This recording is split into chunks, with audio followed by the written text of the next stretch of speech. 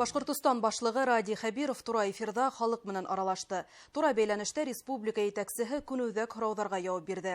Республика халкын борсоган һорауҙар араһында мигранттар темаһы ла күтәрелде. Һаумыһығыҙ, эфирда интервью тапшырыуы студияла Гүзәл Мөхәмәтйәнова.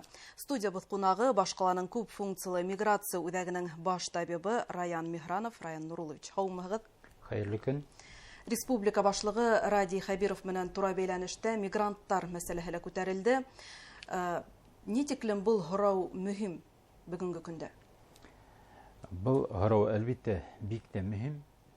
Чөнки мигранттар улар бер яктан караганда безнең икътисадыбыз өчен бик тә кәрәктәр.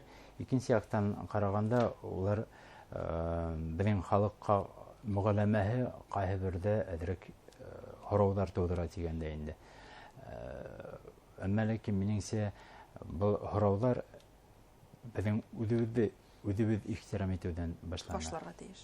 Чөнки беҙ үҙебеҙҙең телебеҙҙе, үҙебеҙҙең тарихыбыҙҙы, үҙебеҙҙең ғөрөф-ғәҙәттәрҙе ихтирам итмәһәк, берәһе лә беҙҙе ихтирам итмәйәсәк. Тәү шартта үҙебеҙҙән башларға кәрәк. Шунан һуң сит ил граждандарынан талап итергә тейешбеҙ. Мигранттар менән мөнәсәбәт толерантлыҡҡа нигеҙләнергә булырға тейеш, тине Ради Хабиров. Һеҙ нимә өҫтәр инегеҙ?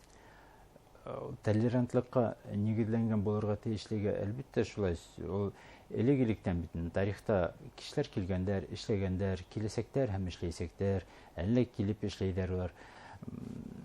Улар әйтеп үтте, улар безнең тарихты белергә тейештәр, телебеҙҙе белергә тейештәр, ихтирам итергә тейештәр, беҙҙән кәмерәк түгел. Әммә ләкин беҙ дә уларға хөрмәт менән ҡарарға тейешбеҙ. Бер генә лә сит ил кешеһе үҙенең тыуған ерен ҙур бәхеттән ташлап китмәй.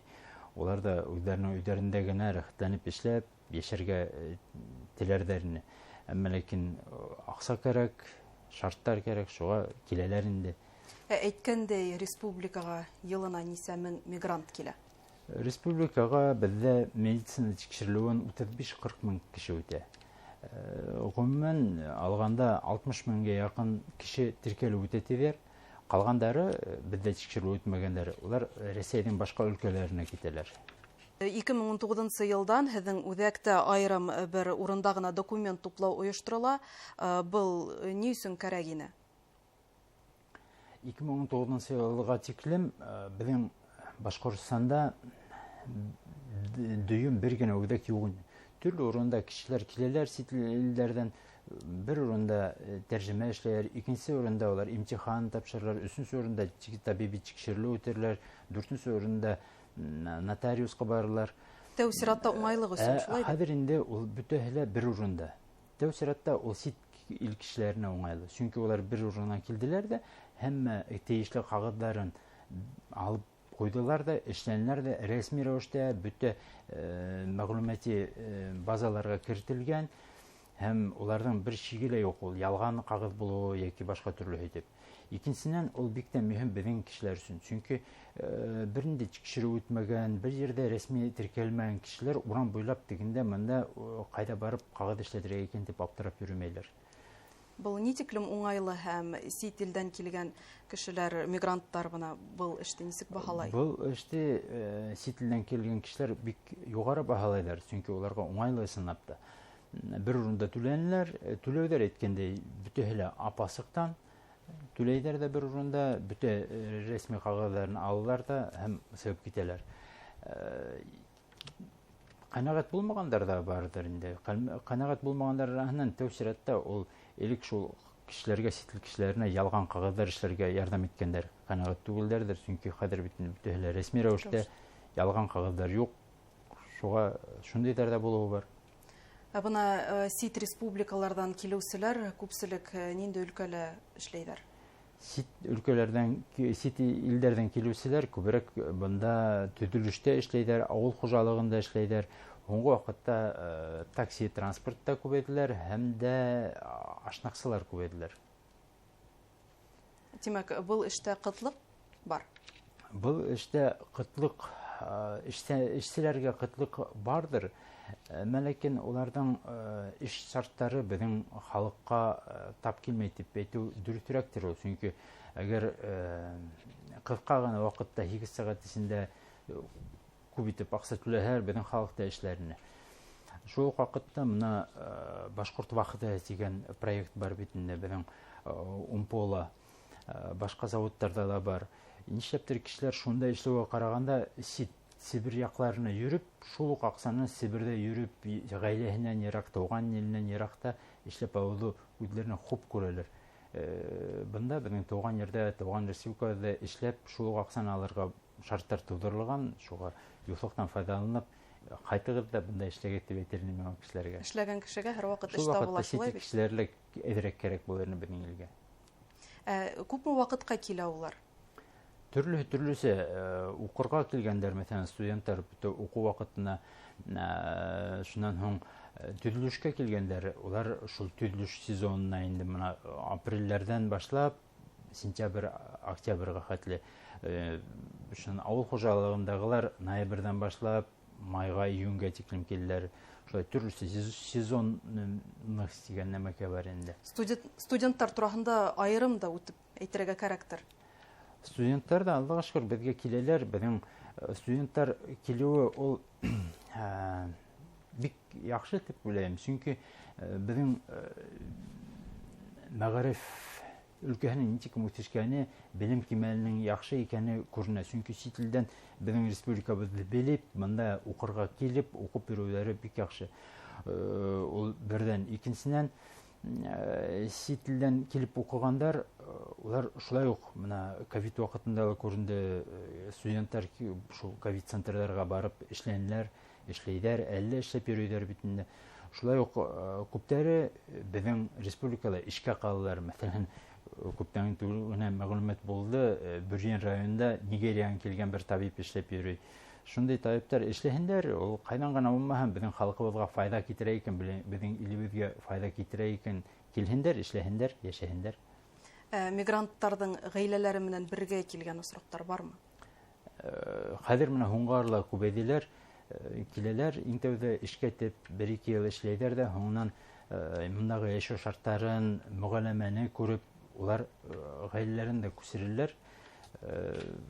Бында инде безнең уларга ярдәмебез кирәктер.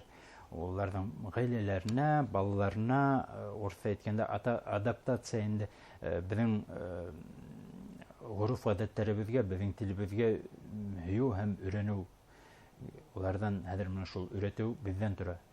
Һәр гаилә агъзаһы мотлак рәвештә медицина тикшерү үтәргә тиеш. Һәр береһе тугандан, яңа туган баланнан алып, картына тикен бөтәһе табиб тикшерү үтәләр. Һәммәле. Үтмәгән осраклар бармы?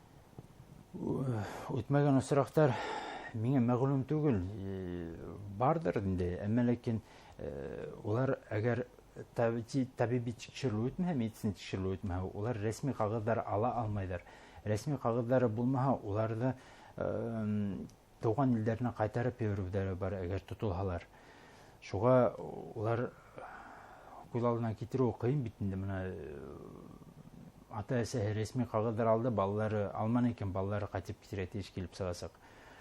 Нинди авырулар теркәлгәндә медицина тикшерү үткән дигән документ бирелмәй? Документ ул һәр вакытта ла бирелә. Без бит инде менә ВИЧ, сифилис, туберкулез дигән авыруда да табабыз. Һәм әгәр кагызлар бирһәк, кагызлары бирәбез инде, онда язабыз. Был кешеләр сифилис табылды, был кешеләр туберкулез табылды, бунда ВИЧ дип, шул кагызларны бирәбез дә, уларны махсус исәпкә алабыз. Тире венерик авырулар диспансерында яки спеццентрда, яки туберкулезга каршы көрәш диспансерында рәсми исәпкә алыла, һәм ул шунда күзәтелеп торырга тиеш. Һәм был осракта улар илдәренә кире кайтарылырга тиеш. Был талап үтәләме? Сифилис дигән авыруды улар дәваларга мөмкиндер.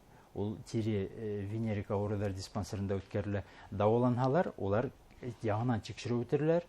Әгәр сир дәваланган, ысынлап юк, ул хәүф тудырмай тиелгән шарт булһа, ул торып калырга мөмкин. Туберкулез һәм ВИЧ, улар наркомания, улар кайтырга тиештер. Күп мигранттарны фатирга теркәгән осрактар да бар. Был акса эшләү максатыннан эшләнәме? Ни өчен улай эшләүләре мен мәгълүм түгел, әмма ләкин Россия Федерациясының канунияте катгыйлаштырыла һәм онда хәзер инде мына әгәр резиналы фатирдар тәйбәтендә шул фатирга күп кешене теркәлгән яки теркәмәенчә яшәткән кешеләргә һәрберсенә штраф каралган. Федераль бюджетка ул һәр кешенән һәр кеше өчен 500 мең сум күләмендә штраф алына. Шуга дәүләт тарафынан бөтен нәмәләр эшләнә дип әйтергә була. Эш урындары булдырыла, шарттар тудырыла, шулай ук мигранттарды күзәтү, уларды исәпкә алуда булдырыла. Безнең үзебездән тора хәзер уларды карау һәм уларның дөрес рәсми рәвештә эшләйләрме, яшәйләрме икәнен белү. Әгәр һез күрәһегез икән күршегезнең онда 150 кеше 10 квадрат метрда яшәткәнен хәбәр итегез. Ул бит инде нәдән хукук һаклау хезмәткәрләре килеп тикшерделәр, дөрес яшәйләрме, дөрес яшәмәйләрме. Әгәр дөрес яшәмәйләр икән, уларда кайтарып җибәрделәр.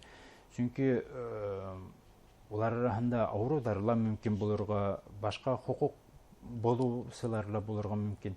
Шуларга үзебезнең уяулык кирәк. Россия гражданлыгын алган мигранттар хәрби бурыстарын үтәргә тиеш дигән талап куела. Был яһәттән һезнең фикер? Кешеләр әгәр безнең илебезгә киләләр икән, улар безнең гореф-гадәттәрдә, телдә, тарихта гына белергә тиеш түгел. Улар безнең илебезне һаклауда ла, безнең илебезнең киләсәген төзүдә лә улар катнашырга тиештер. Ягъни улар безнең һәммәк яшәргә, безнең һәммәк бурыстары ла булырга тиеш. Бурыстарына килгәндә ул шул ук халымдарды түләү, шул ук хәрби хезмәт, ул бурыстар һәммәһенә лә тиеш. Әгәр килделәр икән, туган илдә һаклаһыннар, эшләһеннәр, яшәһеннәр. Тик безнең гореф-гадәттәрдә, телебездә һәм бездә тәүсиратта хөрмәт, ихтирам итәргә тиешләр. Әңгәмәгез өчен рәхмәт. Студиябыз кунагы Башкаланың күп функциялы миграция үзәгенең баш табибы Михранов Раян Нурулла улы менән әңгәмәләштек. Киләсе очрашканга тиклем һау булыгыз.